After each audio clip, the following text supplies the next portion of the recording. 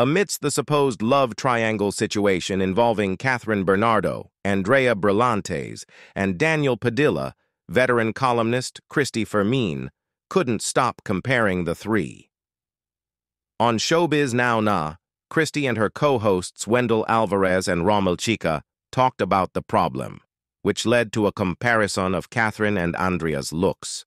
They discussed how Andrea's shape was superior to Catherine's in the modern era. Hindi ba si Andrea?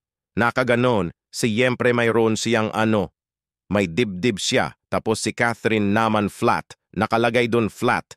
Siyempre maraming doon, bumoto kay Andrea, said Wendell. Tapos yung lips niya, Andrea, na nakapote pa ng ganon. Diba yung makapal, si Catherine naman daw flat, yung lips niyang ganun.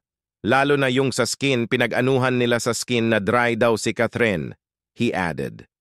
Then came Christy's view, stating that Catherine had no chance against Andrea's beauty. Kung postura at postura, talagang may ilalaban yung Andrea. Wala talagang binatbat si Catherine. Tanggapin natin ang katotohanan. Paglakad, pagrampalalong wala, diba? Model-model talaga si Andrea. Hindi siya pupuwedeng mapintasan sa ganun, sighed Christy.